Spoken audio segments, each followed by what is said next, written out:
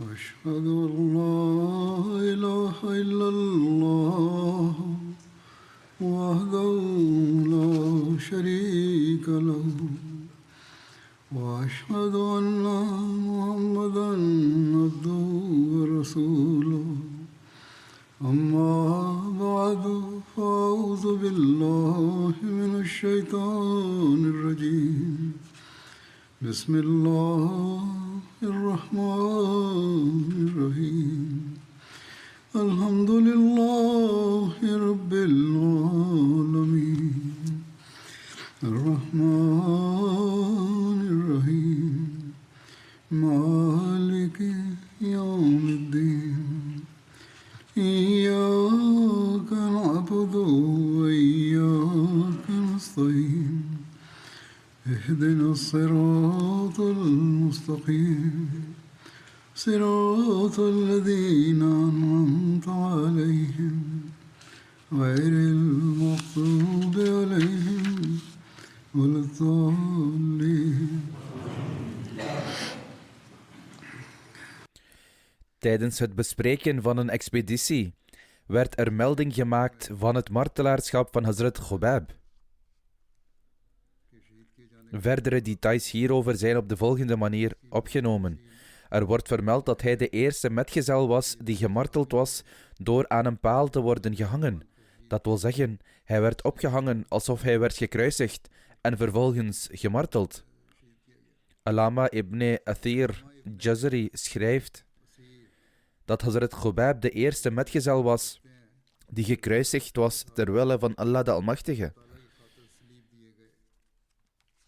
In een overlevering wordt vermeld dat de Quraysh tegen Hazrat Khobab zeiden: als jij de islam verlaat, laten wij jou met rust. Echter, als je de islam niet verlaat, zullen we je vermoorden. Hazrat Khobab antwoordde: gedood worden voor de zaak van Allah is een gewone zaak. Toen zei hij: O Allah, er is hier niemand die mijn salam, mijn vredesgroet kan overbrengen aan uw boodschapper sallallahu alaihi wasallam. Daarom, o Allah, breng zelf mijn salam over aan hem en breng hem op de hoogte van wat er met ons hier gebeurt.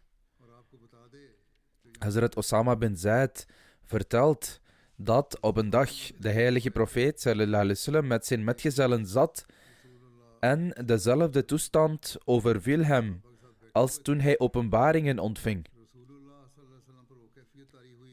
Wij hoorden hem zeggen: en mogen de vrede en genade en zegeningen van Allah ook met hem zijn. Toen deze staat van openbaring verdween, zei de heilige profeet sallallahu alaihi wasallam: dit was Gabriel, die mij de salam, de vredesgroet van Khobab, overbracht. De Quraysh hebben hem vermoord. Er is een verhaal waarin staat dat de Quraysh 40 mannen riepen, wiens familieleden werden gedood tijdens de slag bij Badr, om getuige te zijn van de moord op Khobab. Ieder van hen kreeg een speer en werd verteld dat dit de persoon was die hun vaders en oudsten vermoordde. Hierop begonnen ze Khobab lichtjes te doorboren met hun speren. En Hazrat Khobab begon het ongemak aan het kruis te voelen. Toen draaide hij zich om en keek in de richting van de Kaaba. Hij zei: alle lof behoort aan Allah, die mijn gezicht naar zijn qibla richting de Kaaba heeft gekeerd, die hij voor zichzelf heeft uitgekozen. Hierna vermoorden de afgodendienaars Khobab.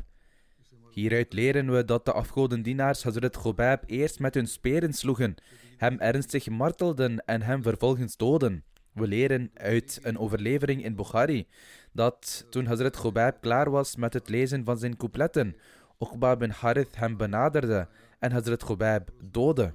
De kinderlijke benaming van Uqba bin Harith was Abu Sirwa. In sommige overleveringen is het opgenomen dat Abu Sirwa, Uqba bin Harith, toen nog jong was. Hij kreeg een speer, maar het was Abu Maysara Abdari die Hazrat Khobab toesloeg. Met andere woorden, de speer werd aan een kind gegeven Maar het was een oudere man die hem daadwerkelijk met de speer doorboorde.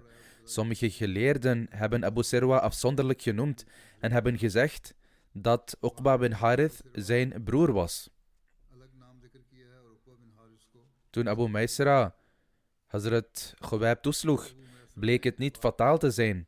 Hierop stapte Abu Sirwa naar voren en doodde hem. Later verklaarde Uqba bin Harith, die de islam accepteerde bij de verovering van Mekka: ik was nog jong toen Abu Maysara Abdari mij een speer overhandigde, maar hij doodde Khubayb door mijn hand vast te houden. In verband hiermee schrijft Hazrat Mirza Bashir Ahmed Sahib: echter, vanwege de oprechte vijandschap van de Quraysh waren emoties van barmhartigheid en rechtvaardigheid uitgesloten. Na het verstreken van niet veel dagen namen de mensen van de Banu Harith en andere leiders van de Quraysh Khubayb mee naar een open veld om hem te executeren en zijn dood te vieren. Toen Khubayb de geur van martelaarschap waarnam, smeekte hij de Quraysh om hem een kans te geven om voor zijn dood 2 rak'at salat aan te bieden. De Quraysh, die misschien het islamitische gebed een onderdeel van dit spektakel wilden maken, gaven hem toestemming. Khubayb bood 2 rak'at van salat met veel aandacht en concentratie aan. Nadat hij zijn salat had voltooid, zei hij tegen de Quraysh: ik wilde mijn salat nog langer verlengen, maar toen dacht ik dat je ervan kan uitgaan dat ik mijn salat verleng met de bedoeling de dood uit te stellen. Toen leunde Khubayb, terwijl hij de volgende coupletten reciteerde, naar voren.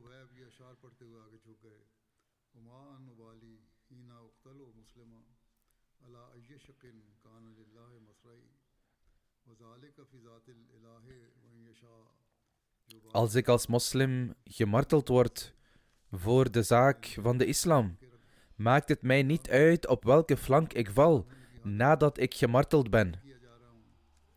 Dit alles is ter wille van God. En als mijn God het wil, zal Hij al mijn afgehakte ledematen zegenen.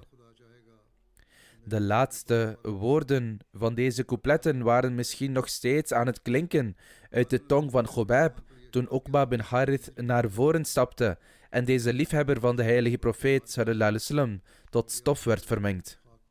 In een andere overlevering wordt verteld dat de Quraysh Khubayb aan de tak van een boom hingen en hem vervolgens vermoorden door hem herhaaldelijk met lansen te doorboren. Hazrat Musleh Maud radiyallahu anhu zegt in dit verband: toen hij op het punt stond vermoord te worden, vroeg Khubayb toestemming om 2 rak'at gebeden te verrichten. De Quraysh stonden hem toe dit te doen en dus verrichtte Khubayb zijn laatste daad van aanbidding in deze wereld voor iedereen. Toen hij zijn gebed voltooide, zei hij: ik wilde mijn salat nog langer verlengen, maar toen heb ik er een einde aan gemaakt, zodat je niet zou denken dat ik dat doe uit angst voor de dood. Toen boog hij zachtjes zijn hoofd voor de moordenaars en reciteerde de coupletten.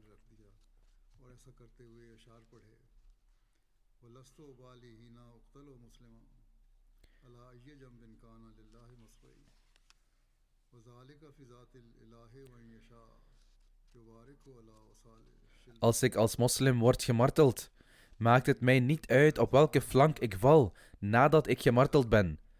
Dit alles is ter wille van God. En als mijn God het wil, zal Hij al mijn afgehakte ledematen zegenen. Khubayb had deze coupletten nog niet voltooid toen het zwaard van Jalad zijn nek doorboorde, waardoor zijn hoofd op de grond viel. Hazrat Abu Huraira vertelt dat Hazrat Khubayb de eerste persoon was die de praktijk invoerde van het aanbieden van 2 vrijwillige rak'at van gebed voor gedood te worden. Wat was het gebed van Hazrat Khubayb voor zijn vijanden? En wat was het lot van deze vijanden als gevolg van dit gebed? Wat dit betreft, Allama ibn Hajar al-Asqalani, de commentator van de Sahih Bukhari, schrijft onder de expeditie van Raji, terwijl hij een van de ahadith uitlegde, dat Khubayb ten tijde van zijn martelaarschap de volgende smeekbede aanbood: O Allah, let op het aantal van deze vijanden, zodat u zelf wraak namens mij kunt zoeken. En in een andere overlevering zijn de volgende aanvullende woorden: en dood ze allemaal 1 voor 1, waardoor er geen enkele overblijft. Toen Hazrat Khobab op de plank stond ten tijde van zijn martelaarschap, bood hij deze smeekbede aan. Toen een afgodendienaar dit gebed hoorde: O Allah, let op het aantal van deze vijanden en dood ze allemaal één voor één. Toen ging hij uit angst liggen. Ze zeggen dat er geen jaar voorbij is gegaan dat, behalve de enige persoon die ging liggen, iedereen die betrokken was bij de moord op Khobab werd gedood.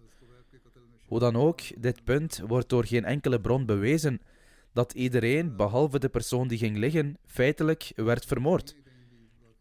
Er kan inderdaad worden gezegd dat de meerderheid van hen werd gedood. Ofwel werden ze gedood, of tegen de tijd dat de verovering van Mekka plaatsvond, accepteerden de meesten van hen de islam. Dus het gebed van Hazrat Khobab werd op een glorieuze manier aanvaard, in die zin dat sommigen de hel voor zichzelf verdienden, terwijl de rest naar de islam werd geleid.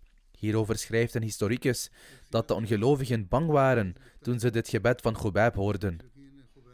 Ze waren ervan overtuigd dat het gebed van Khobab niet tevergeefs zou zijn. Haris bin Barsa was daar, die nog geen moslim was geworden. Hij vertelt: zodra ik het gebed van Khobab hoorde, raakte ik ervan overtuigd dat nu deze smeekbede niemand van hen in leven zou laten. Dit is de reden waarom, na het horen van deze smeekbede, de ongelovigen die op dat moment aanwezig waren, hun vingers in hun oren staken en wegrenden. Sommigen begonnen zich achter elkaar te verstoppen, volgens hun gewoonte van die tijd, om zichzelf te redden van de gevolgen van de smeekbede. En sommigen van hen begonnen zich tussen de bomen te verstoppen, terwijl anderen op de grond gingen liggen. Ze geloofden dat ze op deze manier veilig zouden blijven voor zijn gebed. Volgens hun gewoonte was het algemeen bekend dat als iemand tegen de ander bidt en degene tegen wie gebeden wordt op zijn zij gaat liggen, het effect van de smeekbede teniet doet. Hazrat Muawiyah bin Abi Sufyan vertelt een incident van voordat hij en zijn vader de islam accepteerden, zeggende: net als anderen ging ook ik met mijn vader naar die plaats. Ik zag dat mijn vader zo bang werd door de smeekbede van Khobab, dat hij mij met grote kracht naar de grond trok. En ik op mijn rug viel. Ik raakte zo zwaar gewond door de val, dat ik lange tijd onder de pijn bleef lijden. Hawatib bin Abdul Uzza, die moslim werd in het jaar van de overwinning van Mekka, zegt: zodra ik de smeekbede van Hazrat Khobab hoorde, stopte ik meteen mijn vingers in mijn oren en rende weg. Ik was bang dat zijn stem mijn oren zou binnendringen. Hakim bin Hizam vertelt dat uit angst voor het gebed van Hazrat Khobab ik me achter bomen begon te verstoppen. Jubair bin Mutim zegt: ik had niet de kracht om het gebed van Hazrat Khobab te horen. Ik werd bang en begon me achter andere mensen te schuilen. Nofel bin Muawiyah Daili werd moslim ter gelegenheid van de overwinning van Mekka. Hij zegt: ik was aanwezig op de dag dat Khobab deze smeekbede deed. Ik was er met heel mijn hart van overtuigd dat dankzij zijn gebed niemand die aanwezig was in leven zou blijven. Ik stond, maar werd doodsbang vanwege zijn gebed en viel op de grond. Er was opschudding onder de mensen van de Quraysh met betrekking tot dit gebed van hem. De angst voor het gebed van Khobab bleef een maand of zelfs langer in hun bijeenkomsten hangen. En zij gaven er verschillende opmerkingen over. Er is nog een overlevering dat Saïd bin Amir ook deel uitmaakte van deze bijeenkomst. En hij werd later moslim. En tot de tijd van het khilafat van Hazrat Omar was zijn toestand zodanig dat wanneer hij zich het incident van Hazrat Khobab zou herinneren, hij het bewustzijn zou verliezen. Wat betreft Saïd bin Amir, die zojuist is genoemd, wordt er gezegd dat tijdens Hazrat Omars khilafat hij hem tot gouverneur benoemde in een gebied van Syrië. Maar bij sommige gelegenheden verloor hij, namelijk Saïd bin Amir, plotseling het bewustzijn, terwijl hij onder de mensen was. Sommige mensen klaagden bij Hazrat Omar dat deze persoon die u over ons heeft aangesteld ziek is. Eens toen hij Hazrat Omar ontmoette, vroeg hij hem: O Saïd, ben je ziek? Hierop zei Saïd: O leider van de gelovigen, ik heb geen enkele ziekte. Het is alleen dat toen Hazrat Khobab werd gedood, ik een van de aanwezigen was. En nu, telkens als ik aan dat gebed van Hazrat Khobab denk, verlies ik het bewustzijn uit angst. Er wordt melding gemaakt van het sturen van een gezelschap door de heilige profeet sallallahu alaihi wasallam om het lichaam van Hazrat Khobab van het kruis te verwijderen. In de overlevering staat dat de Quraysh 40 mannen stationeerde voor de bescherming van de kruisiging, zodat het lichaam gekruisigd blijft en daar vergaat, of misschien zodat ze wraak blijven nemen. Niettemin heeft de heilige profeet sallallahu alaihi wasallam Hazrat Miqdaad en Hazrat Zubair bin al-Awam richting Mekka gezonden om het lichaam van Hazrat Khobab van het kruis te verwijderen. De heilige profeet sallallahu alaihi wasallam kreeg hiervan kennis. Misschien had Allah de Almachtige deze kennis in zijn hart geplaatst. Niettemin, volgens één overlevering zei de heilige profeet sallallahu alaihi wasallam: wie van jullie zal Khobab van het kruis verwijderen? Voor hem is er het paradijs. Hazrat Zubair bin al-Awam zei: o boodschapper van Allah sallallahu alaihi wasallam, ik en mijn metgezel Miqdaad bin Aswad zullen dit doen. Toen ze allebei de plek bereikten waar zijn lichaam hing, vonden ze daar 40 mannen, maar ze waren allemaal in diepe slaap. Ze verwijderden allebei Hazrat Khobab en dit incident vond plaats 40 dagen na het martelaarschap van Hazrat Khobab. Hazrat Zubair plaatste het lichaam van Hazrat Khobab op zijn paard en ze vertrokken allebei.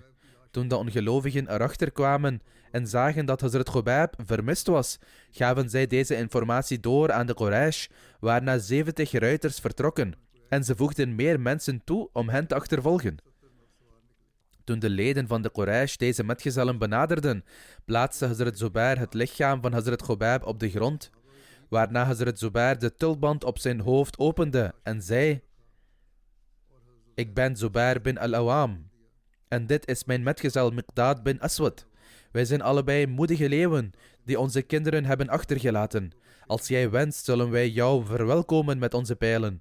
Of als je wilt, zullen we je aanvallen. Of als je wilt, kun je van hier terugkeren. Toen ze dit hoorden, keerden de afgodendienaars om en vertrokken. Vervolgens zocht Hazrat Zubair naar het lichaam van Hazrat Khobab, maar hij kon het nergens zien, alsof het door de aarde was verteerd. Hierdoor kreeg hij de titel: degene die door de aarde is verteerd. De overleveringen waarin wordt vermeld dat het lichaam op deze manier verdween, lijken nogal vreemd. Er is echter één overlevering die ik later zal noemen, over hoe het lichaam verdween, wat correct lijkt te zijn. Niettemin, met betrekking tot de engelen die zich trots voelden op Hazrat Zubair en Hazrat Miqdaad, staat er geschreven dat na dit incident, toen Hazrat Zubair en Hazrat Miqdaad Medina bereikten en naar de heilige profeet sallallahu alaihi wasallam gingen, op dat moment zat Gabriel alayhi salam bij de heilige profeet sallallahu alaihi wasallam. Gabriel zei tegen de heilige profeet sallallahu alaihi wasallam: o Mohammed sallallahu alaihi wasallam, zelfs de engelen zijn trots op deze twee metgezellen van jou. In de geschiedenisboeken is er melding van een andere groep die werd uitgezonden om het lichaam van Hazrat Khobab terug te halen. Volgens deze overlevering stuurde de heilige profeet sallallahu alaihi wasallam Hazrat Amr bin Umayya op een verkenningsmissie richting de Quraysh. Hij vertelt: ik bereikte het gebied waar Hazrat Khobab werd gekruisigd. Ik aarzelde vanwege andere spionnen. Ik klom op het kruis en maakte het lichaam van Hazrat Khobab los, waardoor het op de grond viel. Een korte tijd bleef ik verborgen. Ik hoorde een geluid achter mij. Toen ik om me heen keek, kon ik het lichaam van Hazrat Khobab nergens zien. Het was alsof de aarde het verzwolg. Tot op de dag van vandaag is er geen spoor van te vinden. Zelfs in dit verslag lijkt er sprake te zijn van enige overdrijving. Niettemin worden dergelijke overleveringen in de geschiedenisboeken vermeld. Volgens een andere overlevering werd Hazrat Jabbar bin Sakhr Ansari met Hazrat Amr bin Umayya ad-Damri meegestuurd. Toen de mensen van de Quraysh die aangesteld waren om het lichaam te bewaken, deze twee achtervolgden, gooide Hazrat Jabbar het lichaam in een rivier. Op deze manier beschermde Allah de Almachtige het lichaam van Hazrat Khobab van de handen van de ongelovigen. Niettemin, zoals ik al zei, zijn er verschillende overleveringen over dit incident en dit is de vertelling die nauwkeuriger lijkt te zijn. Toen ze werden achtervolgd, gooide Hazrat Jabbar het lichaam in een rivier en de stroom van de rivier veegde het lichaam weg. En dit komt voor. De snelle stroming van de rivier kan een lichaam wegvagen. Toch zijn er hierover verschillende vertellingen. Zijn lichaam kon echter niet in handen van de vijand blijven. En er wordt gezegd dat de aarde zijn lichaam heeft opgeslokt. En hierdoor werd hij bekend als Bali'ul Ard. Dat wil zeggen, degene wiens lichaam in de grond verdwijnt. De ongelovigen waren niet in staat hun plannen uit te voeren. En op deze manier redde Allah de Almachtige het lichaam van ontheiliging. Allah de Almachtige beschermt zijn geliefde ook op deze manier.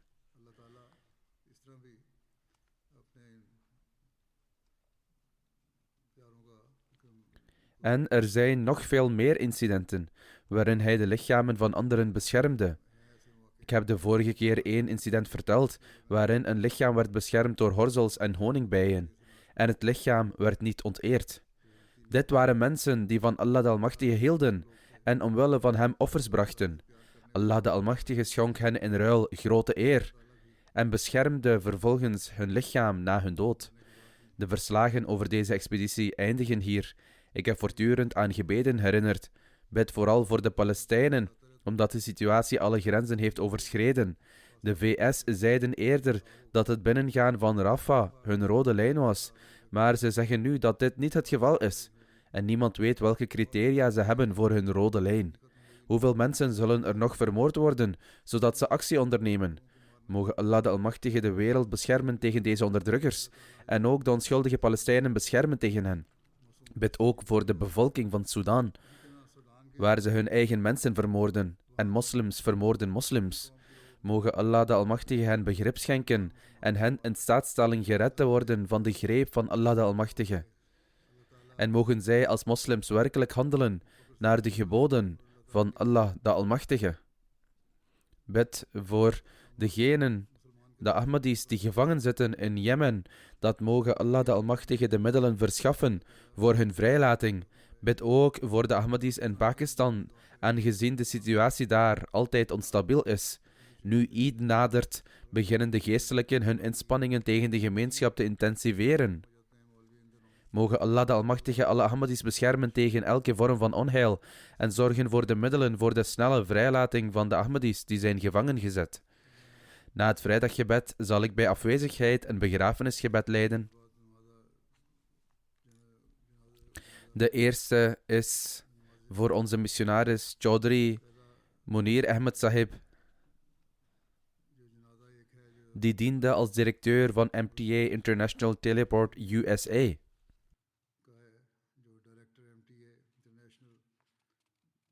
Hij overleed onlangs op 73-jarige leeftijd. Inna lillahi wa inna ilaihi raji'un.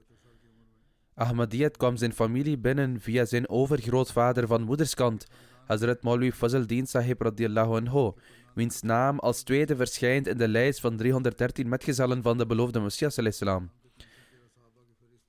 Chaudhry Munir Sahib studeerde in 1978 af aan Jamia Ahmadiyya Rabwa na het slagen in zijn Shahid-examen. Daarna diende hij als missionaris op verschillende plaatsen in Pakistan. Vervolgens diende hij als de motamid in de Majlis Khuddam al-Ahmadiyya Markaziyya. Vervolgens werd hij in 1981 naar de VS gestuurd en diende daar tot 1990 en keerde daarna terug.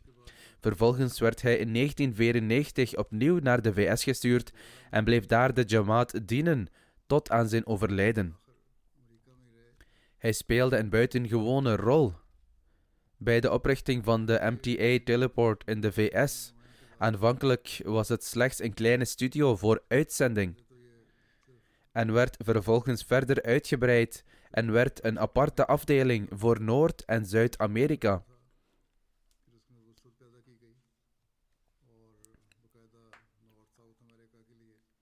En ik benoemde hem tot directeur ervan in MTA.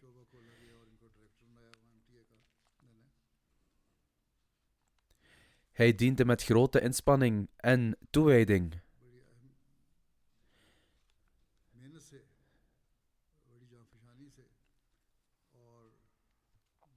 Hij beschikte niet over een formele seculiere opleiding op dit gebied, maar door zijn eigen passie voor dit werk heeft hij zelf de technische vaardigheden hiervoor verworven en voerde deze teleport op een uitstekende manier uit en vanuit technisch oogpunt bracht hij het naar nieuwe hoogten.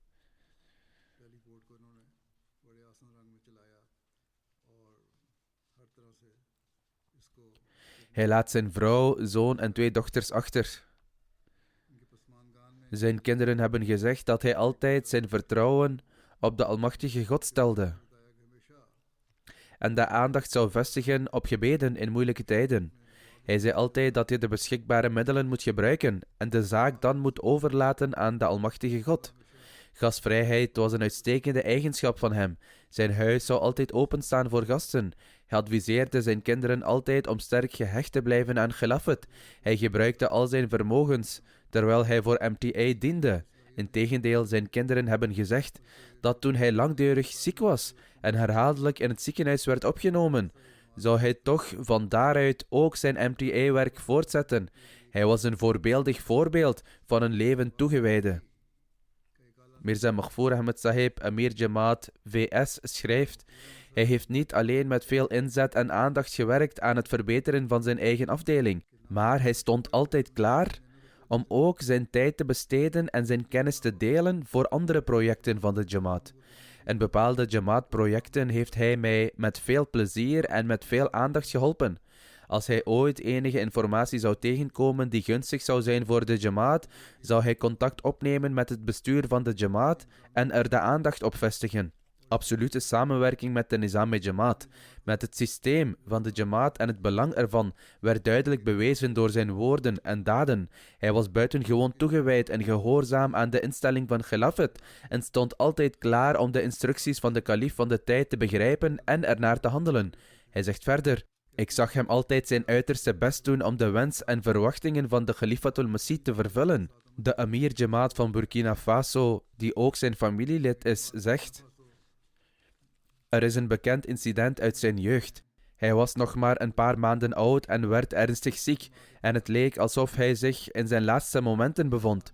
Destijds woonde Maulana Ghulam Rasool Rajki Sahib ook in hetzelfde gebied.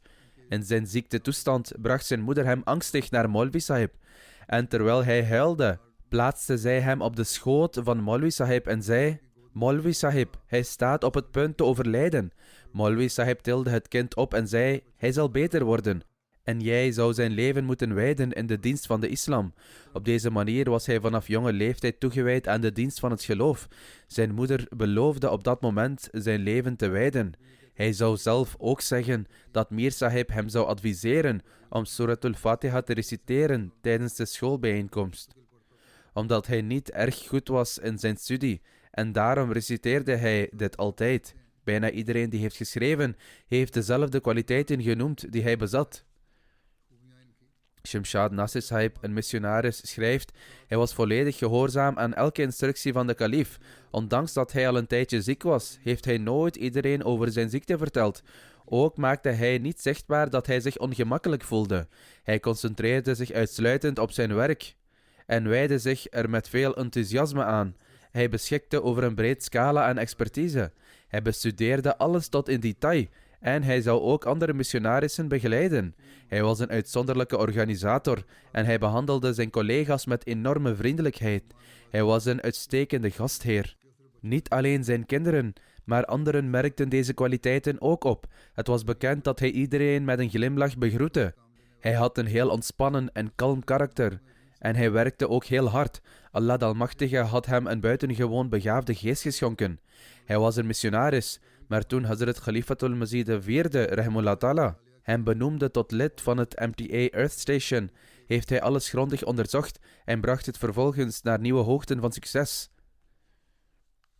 Toen we het initiatief om een nieuwe schotelantenne te plaatsen startten, om de programma's in heel Amerika uit te zenden, moesten we toestemming krijgen van de betreffende afdeling. Een inspecteur kwam voor een evaluatie en gaf geen toestemming. Hij weigerde het formulier te ondertekenen. Hij, namelijk Chaudhry Munir Sahib, schreef mij er toen over. Ik vertelde hem dat hij het moest blijven proberen en dat Allah de Almachtige zou helpen. Na een tijdje kwam er een andere inspecteur op bezoek die oorspronkelijk uit Ghana kwam. Toen hij de naam van onze gemeenschap hoorde, zei hij dat hij op een school had gestudeerd die tot de Ahmadiyya-gemeenschap behoorde. Hij tekende ter plekke het formulier en gaf goedkeuring.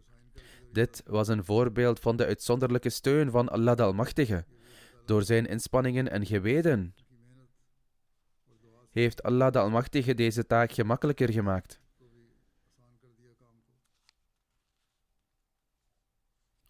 Laik Mushtaq Sahib, een missionaris in Suriname, schrijft: hij toerde door verschillende landen in Zuid-Amerika en verwierf informatie over MTA. Hij bleef 3 dagen in Suriname en zei: ik ben hierheen gestuurd door de kalief van de tijd, voor een bepaald doel. Ik zal alleen deze taak uitvoeren en om deze reden zal ik niet deelnemen aan recreatieve excursies. Dus hij besteedde al zijn tijd aan het testen van de MTA-uitzending, huizen bezoeken en leden aanmoedigen om te profiteren van MTA en het oplossen van problemen die jongeren tegenkwamen tijdens het ontvangen van de MTA-uitzending. Hij vertelde me dat een missionaris een keer tegen hem klaagde. Sommige missionarissen uiten zulke klachten zelfs nu nog. Hij klaagde en zei: we moeten 7 jaar in Jamia studeren en nu moeten we in een kantoor werken. Chaudhry Munir Sahib zei dat hij antwoordde: de kalief van de tijd weet beter welke dienst van wie nodig is. Ik ben ook een missionaris. Echter, onder leiding van de kalief van de tijd werk ik al 15 jaar bij de teleport. Ik heb een hamer en gereedschap in mijn handen. En ben ook bezig met technisch werk. Als mij door de kalief van de tijd wordt verteld dat ik de straten moet vegen, dan zou ik dat van harte doen en mezelf als een veger beschouwen. Hazrat Musleh Maud radiyallahu ta'ala anhu zei ooit dat er een tijd zou komen dat er missionarissen in ambten moesten worden benoemd, in plaats van ander administratief personeel. Daarom moet iedere missionaris zich onthouden van nadenken over de aard van het werk dat van hen wordt gevraagd. Ze kunnen voor allerlei werkzaamheden worden gevraagd. Het is maar goed dat ze in Jamia hebben gestudeerd en religieuze kennis hebben verworven. Ze moeten die religieuze kennis blijven gebruiken. Ghalib Khan, hoofd van MTA Studios in de VS, schrijft: hij zou er naar streven om elke taak zelf te voltooien. Hij hield alles bij, inclusief de tijden van het personeel. Hij overzag het terrein en hield het zelf schoon. Hij was altijd gefocust op hoe hij het management continu kon verbeteren. Hij behandelde zijn collega's ook met vriendelijkheid. Hij was een uitstekende manager en hij had een vastberadenheid en overtuiging. Mirza Muhammad Afzal Sahib schrijft: ik kende hem al 56 jaar. We zijn samen naar de VS gekomen. Hij was volkomen toegewijd aan Khilafat. In 1974 werd hij ook gevangen gezet. Hij was vervuld van oprechtheid en toewijding. Hij verleende dienst met liefde en passie. Hij was erg georganiseerd in zijn werk. Hij kon nooit weigeren deel te nemen aan welk werk dan ook. Ik heb hem altijd een echte helper en dienaar van Khilafat gevonden. Zafar Sarwar Sahib zegt ook dat toen de uitzending begon vanaf de teleport in de VS, hij Hazrat Khalifatul Masih IV Rahmullah Ta'ala vroeg voor het aanstellen van een ingenieur voor de technische werkzaamheden. Hazrat Khalifatul Masih IV Rahmullah Ta'ala zei dat hij moest proberen zelf ingenieur te worden. Zo leerde hij het werk zelf doen en verwierf expertise en hij voerde al het werk met veel vertrouwen uit.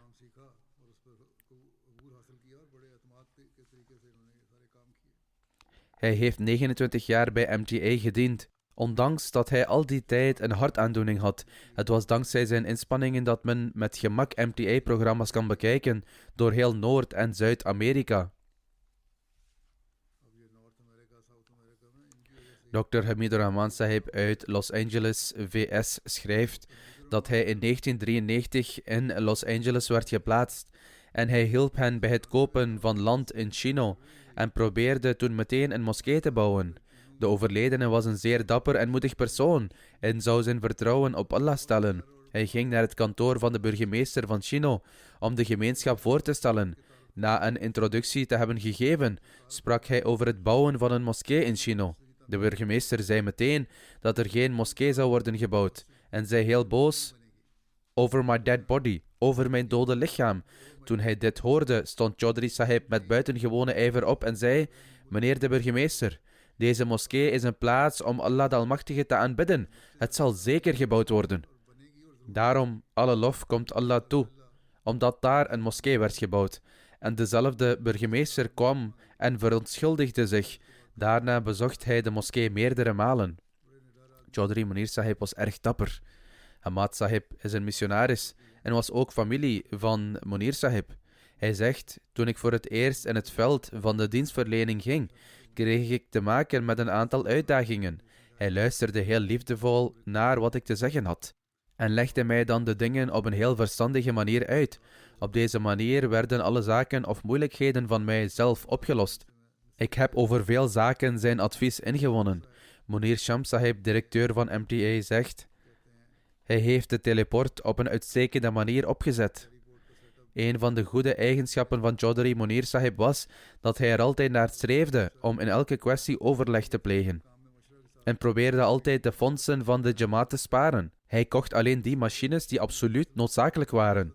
Een buitengewone band van oprechtheid en loyaliteit met Khilafat was helder uit alles wat hij deed en zei. Hij zou er altijd naar streven om elk woord van de kalif van de tijd tot op de letter te gehoorzamen. Ook al was hij directeur van MTA Teleport.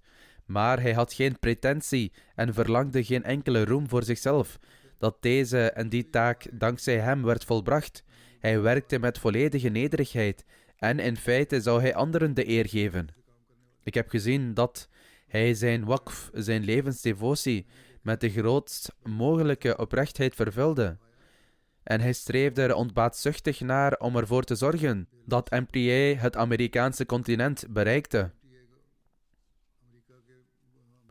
Op basis daarvan gaf hij uitstekend advies op wat hij oprecht dacht dat juist was. Hij zou mij ook schrijven.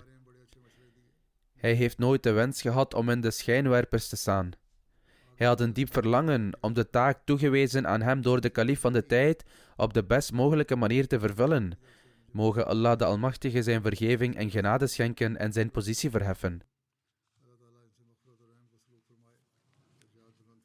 De tweede vermelding is van gerespecteerde Abdurrahman Kati Sahib van Illa Noor Kerala, die eveneens onlangs is overleden.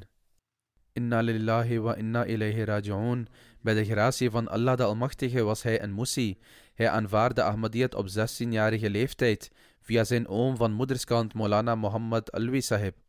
Hij was regelmatig in het vasten en bidden en had een zeer oprechte band met de gemeenschap. Hij was een eenvoudig, nederig en deugdzaam persoon. Hij probeerde altijd een religieus aspect te integreren in alles wat hij deed. Zijn zoon schrijft: hij hield religie voorop in onze opvoeding, in die mate dat vroeg in de ochtend, voordat we naar school gingen, hij voor een godsdienstleraar zou zorgen. En hij zorgde ervoor dat we 's nachts voor het gaan slapen regelmatig de heilige Koran reciteerden.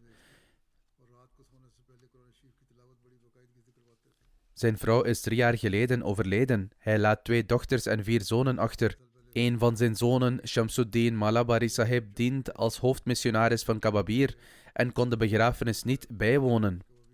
Mogen Allah de Almachtige hem geduld en verdraagzaamheid schenken. Mogen hij de positie van de overledene verheffen en hem vergeving en barmhartigheid schenken.